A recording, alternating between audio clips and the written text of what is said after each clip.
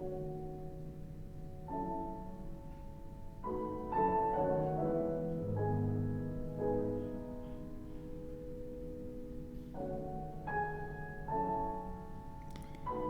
planteamientos teóricos sobre el arte de Proudhon, y que ya hemos introducido en la primera parte de este tema, supondrían evidentemente un drástico cambio en la conceptualización del concepto de genio. Para nuestro pensador, y de nuevo criticando abiertamente los presupuestos románticos, el genio, nos dice, no se muestra aislado, no es un hombre, es una legión. Afirmación con la que quiere insistir en que el genio, nos dice, no piensa solo, dentro de un egoísmo solitario. El genio para Proudhon jamás se produce aislado. El genio tiene sus antecesores, tiene su tradición, sus ideas acumuladas, sus facultades aumentadas, nos dice, y hechas más enérgicas por la fe intensa de las generaciones. En definitiva, para Proudhon, la creatividad artística, podríamos decir, solo podría ser entendida como el producto de una potencia de colectividad social. El genio sería, para él, por tanto, un pensamiento colectivo enriquecido por el tiempo. Y precisamente el gran problema que diagnostica Proudhon en relación al arte del tiempo que le ha tocado vivir es precisamente que le falta el sello, dice él, de las grandes épocas, es decir, le falta la potencia de colectividad. Y este sería en realidad el gran problema del arte en su época. Dice, el artista hoy vive aislado, su pensamiento es solitario, no recibe ayuda, ningún calor, ninguna luz le llega del exterior, no tiene ni fe ni principios, está entregado al ateísmo de sus sentimientos y a la anarquía de sus ideas. Para Proudhon, el artista, por el contrario, debería o debe estar, dice, en comunicación o en comunión de ideas y principios, no solamente con sus colegas, sino con todos sus contemporáneos. Una comunión de ideas que, en su opinión, sí que habría existido en otras épocas, sobre todo en la antigüedad greco-romana. Y de hecho nos advierte, esa sería la condición necesaria para que pueda surgir el gran arte, es decir, que haya una cierta comunión de los artistas en relación a un criterio que todos sigan fielmente. Pues ya lo señalé anteriormente, para Proudhon el artista no produce algo de la nada. El artista en realidad no haría más que captar relaciones, analizar figuras, combinar rasgos, representarlos. Eso es, en opinión de Proudhon, lo que constituye su creación. Algo que explicaría, nos dice, por qué en el antiguo mundo grecorromano, poblado de estatuas, casi todas ellas eran obras maestras.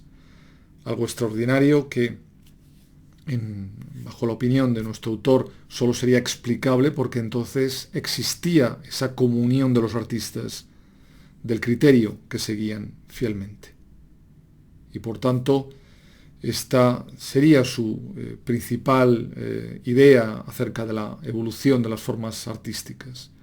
Escribe Proudhon, el progreso del arte no tendrá su causa en sí mismo, recibirá su crecimiento desde el exterior, es decir, lo recibirá pues de la sociedad, de las ideas, de los principios y criterios comunes compartidos en ella.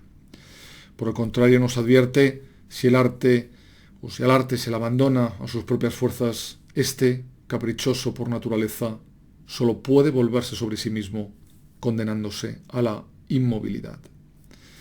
Y por todo ello, la propuesta de lo que él llama la escuela crítica, ejemplificable, como ya comenté en la anterior presentación, en la nueva escuela de pintura realista que arrancaría con Courbet, sería para Proudhon la preparación de una nueva fase en la evolución histórica del arte. Una nueva fase que tendría como objetivo unir en un ideal, desconocido todavía en ese momento, dice Proudhon, la belleza moral y la belleza física, creando lo que llamaré, escribe, la belleza humana. Y a propósito de este punto, y teniendo en mente sobre todo el clasicismo de Ingres, del pintor Ingres, y sobre el que ya hemos comentado, casi siempre incide muy críticamente, escribirá Proudhon. El arte no se ha ocupado hasta ahora más que de los dioses, de los héroes, de los santos. A fuerza de idealizar, de simbolizar, de buscarse modelos por encima de la situación y del objetivo, ha terminado por rodearse de ficciones, se ha perdido en el vacío. Y sería ya tiempo, o ya sería el tiempo, nos dice, tal y como hace Courbet, de que el arte se ocupe de los simples mortales. Si el arte, dice Proudhon, debe mejorarnos, si el arte ha de ayudarnos, si el arte debe salvarnos, para ello es preciso en primer lugar conocernos, y para conocernos sería preciso vernos tal y como somos, no en una imagen fantástica, no en una imagen indirecta que no corresponda a nosotros. Gracias al arte crítico, escribe, el hombre, el ser humano, se convertirá en espejo de sí mismo y será en su propia figura donde aprenderá a contemplar su alma. Pensad, escribe, que ya no pintamos inmortales. Se trata de criaturas pasajeras, dolientes, enfermas, sujetas al error y al vicio, esclavas del pecado y a las que es preciso llevar a la salud y a la razón para de allí conducirlas a la virtud. La obligación del artista es, o sería, por consiguiente, reproducir a la gente, a las personas, con todas sus afecciones, con todas sus pasiones y degradaciones, así como también con todos sus perfeccionamientos. Y frente a lo que muchos críticos del momento decían de las obras de Courbet, estas no le parecen a Proudhon en absoluto caricaturas o hipérboles. Para él son composiciones típicas, tomadas del natural, de temas variados y reproducidas dentro de una composición racional donde, nos dice, la forma deja adivinar la idea. Obras en las que la fealdad, aunque mostrando el vicio, deja también adivinar a la vez la belleza natural y la virtud innata. Con Courbet, el arte, en opinión de Proudhon, habría dejado de ser así una lisonja, un adorno, una mentira, habría dejado de ser pura seducción. Proudhon, desde luego, odia la pose, odia la mentira en el arte. Le causa horror la ficción, la convención, la alegoría, la hipocresía, la adulación, tanto en la pintura como en la política y en el estilo. La pintura que reclama, pues, es una pintura sin exclusiones de ningún tipo, dice, y desde luego su modelo es Courbet, pintor que escribe, tiene en la cabeza tanto militares, magistrados, académicos, electores, candidatos, banqueros, agiotistas, profesores, obreros, estudiantes, religiosas, mujeres de los mercados, dice, del barrio de Saint-Germain y del barrio de Breda, de la alta industria y de la canalla, como curas, campesinos, prostitutas y burguesas. Que nos muestre a toda esa gente, dice Proudhon, que haga desfilar ante nosotros a todas esas tristes realidades y le quedaremos reconocidos. Que nos escalpele, nos anatomice, nos desnude. Ese es su derecho y su deber. Ejecutándonos de esa manera, escribe, sirve a la historia y a la posteridad. Honor, pues, prosigue Proudhon, a Courbet, quien, imitando a Molière y trasladando la alta comedia del teatro a la pintura, ha emprendido seriamente esa tarea de aconsejarnos, de fustigarnos, de mejorarnos, pintándonos en primer lugar tal y como somos. Pero por supuesto, esa escuela crítica, esa escuela realista, evidentemente no carece de antecedentes, y Proudhon señala algunos. Para él, uno de ellos sería Rembrandt, al que se refiere como el Lutero de la pintura, y que habría sido en el siglo XVII, nos dice, el reformador del arte. Por otra parte, en la lección de anatomía, otra desde luego de sus obras maestras y en la que representa la ciencia bajo los rasgos del profesor Tulp, dice, con el escalpelo en la mano, la mirada fija en un cadáver, en esa obra, dice Proudhon, se da al traste con las alegorías, los emblemas, las personificaciones y encarnaciones, y reconcilia para siempre lo ideal y la realidad.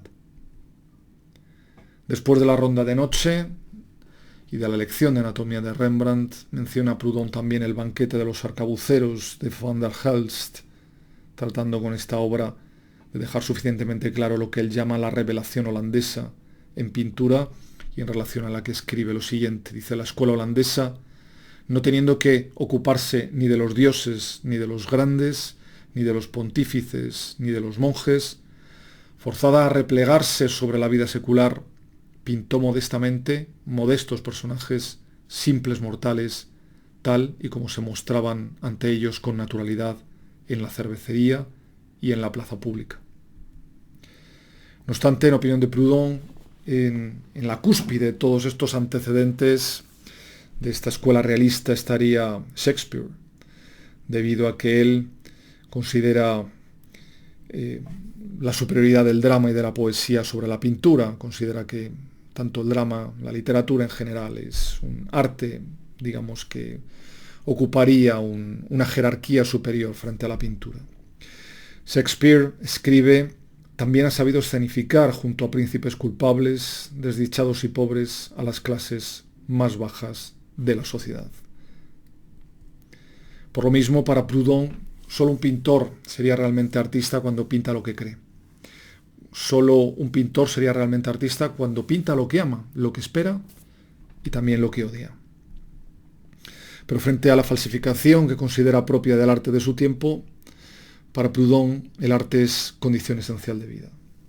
Como podemos leer en estas páginas, el arte, desde el primer día, se revela no a título de fantasía, sino como facultad seria, como manifestación esencial del ser.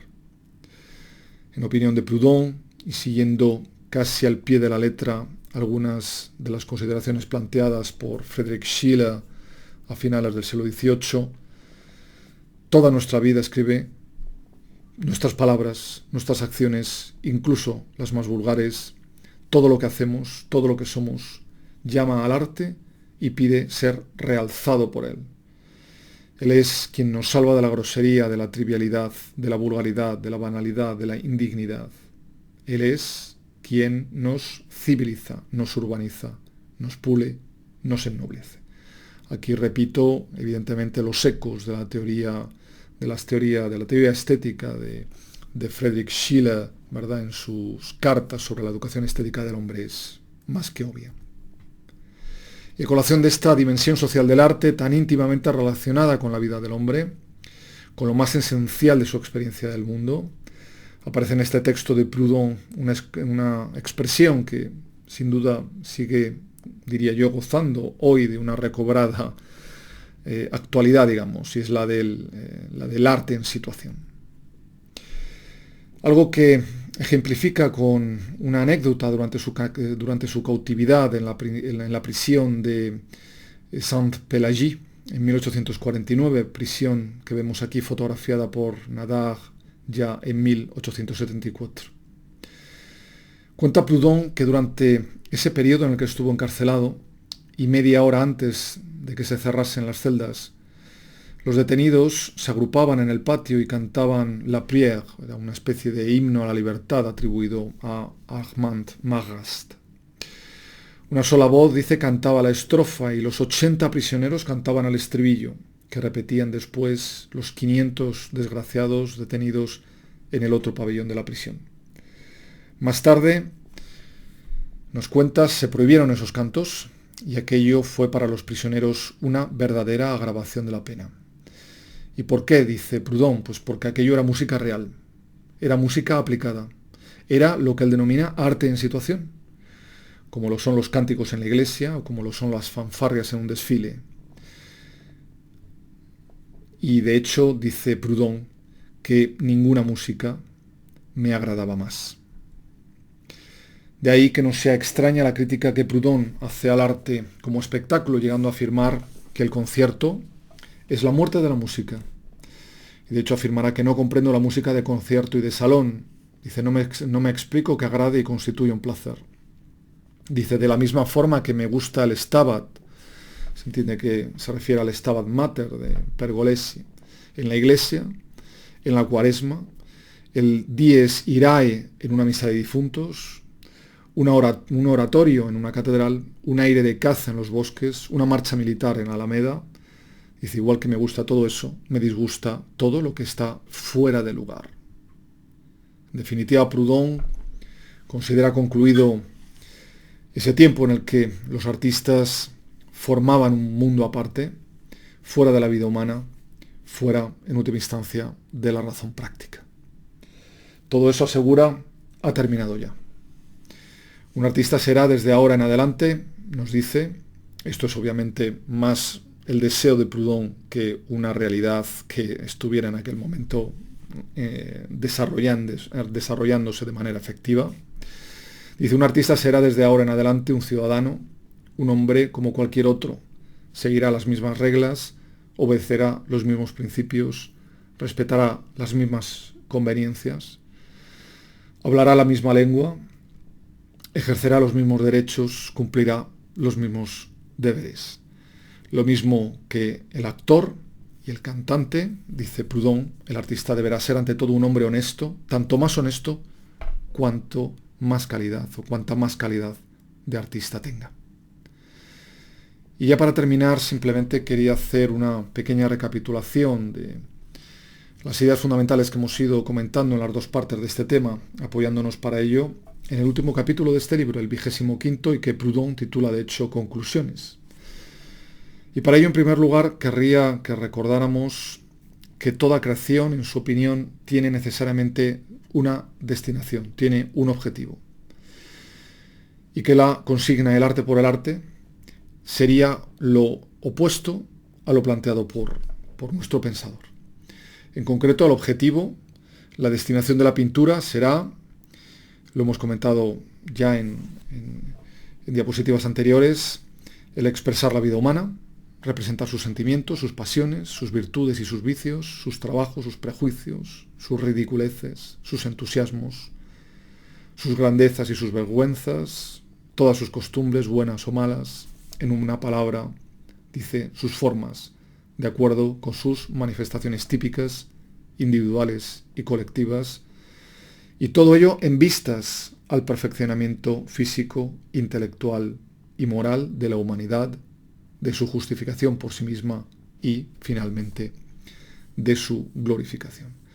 El arte, evidentemente, para Proudhon, no debe entregarse, por tanto, a una misión, digamos, irracional, quimérica o inmoral. No debe ponerse tampoco al servicio de idealismos religiosos, ni tampoco del ocio ni del lujo, y mucho menos incluso de la voluptuosidad, sino que tienen, en su opinión, una misión de perfeccionamiento intelectual y moral de la humanidad. Una premisa esta desde la que nuestro pensador deducirá lo que él denomina los principios del arte y de la nueva crítica. Principios que considerará comunes a la literatura, a la poesía, a la arquitectura, a la música, a la danza, así como, por supuesto, a la pintura y a la estatuaria. Y entre los que habría que señalar los siguientes. Que en toda obra de arte se debe considerar, en primer lugar, dice Proudhon, la idea misma de la obra, su fin práctico. Y en segundo lugar, la ejecución. Esto evidentemente es justo lo contrario que hemos visto defendido por los románticos. Pensemos, por ejemplo, en lo que ya comentamos en relación a los textos de Madame de Staël, por ejemplo. Que habría que considerar, dice Proudhon, los efectos antes que los medios. Que habría que considerar el contenido antes que el continente. Que habría que considerar el pensamiento antes que su realización.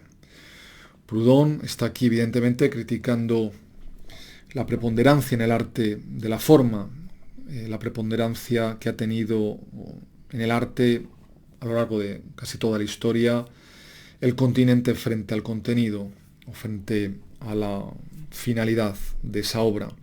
El hecho de que, por ejemplo, muchas veces los temas no hayan sido de alguna manera a lo largo de la historia del arte sino simples pretextos para la creación, algo a lo que se opone claramente Proudhon. Pero también su crítica se lanza contra el olvido de los efectos del arte, pues el arte ha de tener, dice, una función social, debe ser un elemento de reforma social, un elemento moralizador y de perfeccionamiento que pasa por la excitación de la conciencia del espectador. Como segundo de estos principios señala el siguiente, dice, la idea del artista debe ser siempre lógica, racional, verdadera. Es decir, la obra, pues, en opinión de Proudhon, cae bajo la acción o caería bajo la acción de la crítica filosófica. Y de esta manera nos alejaríamos así con este principio de las consideraciones de extremo subjetivismo que Proudhon considera arbitrarias y propias del romanticismo y que considera que hay que abandonar. Es una reivindicación radical la suya del concepto de verdad y de autenticidad en el arte, así como de la racionalidad que ha de serle propia, ¿no?, frente a lo fantástico, lo mistérico, lo falso, lo artificioso y que caracterizó fundamentalmente a la estética romántica. Asimismo, nos dice, y al tener el pintor y el escultor como finalidad la representación de la humanidad con un propósito de perfeccionamiento, este debe valerse, nos dice, de la imaginación. ¿Por qué? Pues porque el artista tiene que rectificar la realidad, tiene que corregirla, tiene que embellecerla, o hacerla, dice, gesticular, incluso afeándola o deformándola. Pues no lo olvidemos, lo más importante para Proudhon son los efectos de las obras. Frente a lo que, bueno, sucedería, en su opinión, en el arte de su época, en la que se habrían dejado de lado los efectos para ocuparse los artistas solo de los medios. En definitiva, el arte no puede seguir siendo para nuestro pensador un medio de placer y de diversión, un simple pasatiempo, no puede seguir siendo lo superfluo, el lujo, la vanidad, el libertinaje, no puede ser simplemente ilusión, pues eso solo conseguiría que la sociedad nos separe del arte o se separe del arte, que el arte quede fuera o siga quedando fuera de la vida real de los seres humanos. Pues como he ido ya señalando a lo largo de esta sesión, en opinión de nuestro pensador, el arte es producto y excitador de la conciencia. El arte debe, por tanto, excitar en nosotros, o debería excitar en nosotros, la sensibilidad moral, el sentimiento de dignidad, y para ello prevenirnos, alabarnos, reprendernos, hacernos incluso, dice, enrojecer al presentarnos el espejo de nuestra conciencia.